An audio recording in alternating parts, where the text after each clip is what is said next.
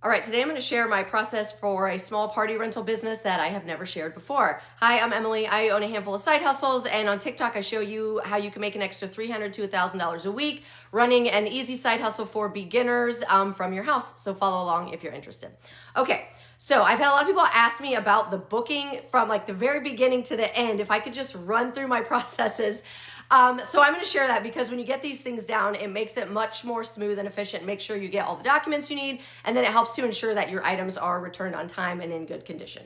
Okay, so I've told you I only ever advertise on Facebook Marketplace thus far. So when somebody wants to book with me, they are either getting in contact with me through Facebook Messenger, or I do have our business phone line on there and our business email. So they can contact anyway.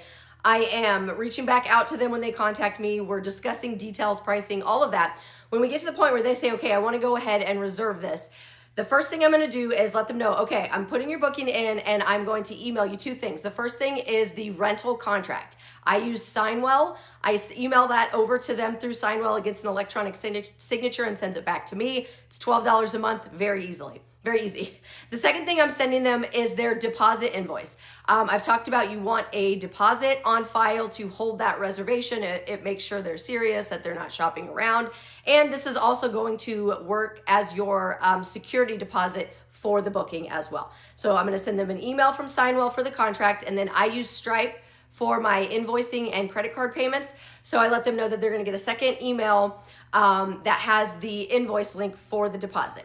When you go into Stripe and you create your invoices, there is a memo section in the notes of the invoice. And I always type in there what it's for, what they're renting, the date they're renting it for, and I let them know that this is a refundable security deposit. So they will get this refunded back to them when the items are returned in satisfactory condition.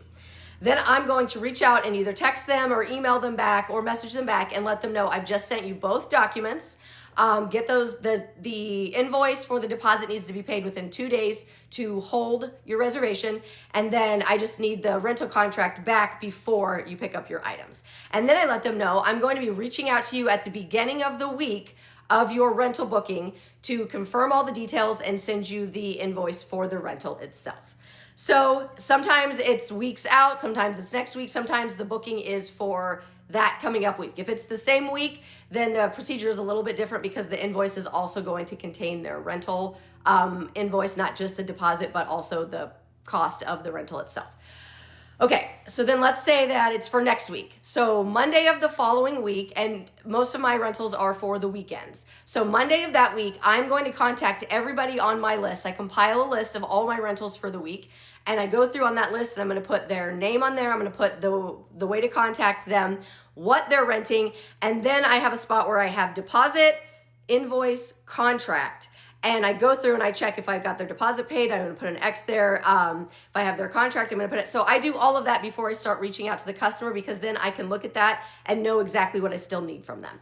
So Monday, I've got that list ready to go. And then I'm going to reach out to the customer and say, hey, this is Emily with Rent Stuff AZ. We have you down for a booking this weekend. And then I will say in the text or in the message, this is what we have you booked for. We've already received your deposit and your signed contract. I'm now going to email over your rental invoice, and let's get a pickup time scheduled for Friday. Then I'm going to send over their rental invoice. When you go in to create the rental invoice, I do itemized because they need to be able to see what you're charging them for, an itemized line by line item. And I'm going to put all of that in there, whatever they're renting. And then in the notes section, I'm also going to put, this is for the rental of whatever it is for this date. You want to have the date on there. And then I put these items need to be returned by Monday, whatever that date is, by 8 p.m. So I'm setting that expectation that all these things, you're picking it up on Friday, it all has to be returned by Monday at 8 p.m. back to our location. Then I'm going to email that over to the customer, because now I've reached out and let them know I've confirmed their booking. I let them know that the invoice is coming. And I send that over to the customer, and I've let them know about what time would they like to pick up on Fridays. Now, I schedule different pickup times for everybody throughout the day. I've discussed this in other videos, so you can go watch those if you want to. So hopefully they're going to get back to me and let me know what time they want to pick up on Friday. If they don't, I'm going to circle back around in a day or two and say, hey, we need to get that pickup time scheduled. And if they're missing anything, I'm missing your contract or I haven't received your invoice payment yet, I will reiterate that and let them know. So day of, we get all that ironed out. I will not give them the pickup address until I have everything back, till I have the rental contract and deposit and invoice paid. Once those are done, I give them the address. We have the pickup time scheduled. 15 minutes before their pickup time, I only do porch pickups. I go outside, I take a picture of their items that I've just put on the porch. I put their post-it notes on top of all items that are there. So most of my stuff is in tubs to keep it protected and make it safe for travel and easy to transport. I put post-it notes on top of the tub with their name on it. I'm going to send them a picture of these items on the front porch, and I message them and let them know your items are out here with your name on a post-it note, ready to go. I hope you have a great event this weekend. These items need to be back by Monday, whatever date, at 8 p.m.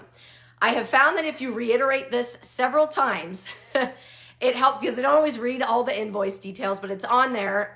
It's on the deposit invoice as well. And then I send it in text so that it's reiterated. This has helped cut down on, Monday night at 8 o'clock and I'm still missing items and I have to reach out to people and be like, hey, are you bringing this back? Oh, shoot, sorry, I forgot. If you let them know this 2 or 3 different spots, there is no excuse. And there is also within the rental contract a late fee that can be assessed per day if they're late. I usually don't do that. But it's in there and legally you can if you want to. So that's what I'm going to send them so that they know their items are out there ready to go. Usually there is 0 issues with pickup. They just come get it, take it. Then they're going to bring it back on Monday and drop it off. I usually ask them to let me know when they're on the way or dropping it off so that I know there's items out there. If I'm not home, I don't want to be gone too long. I like to get back and get those items off the porch. And then within the contract, we have 5 business days to inspect all items that have been rented and then get the refund processed on our end.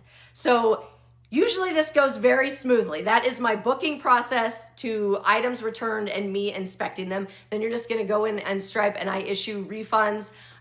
If I keep any money for a cleaning fee or items missing, anything like that, then I will message them and let them know, hey, your refund has been processed, less X amount of dollars for a cleaning fee or missing Nerf bullets or anything like that.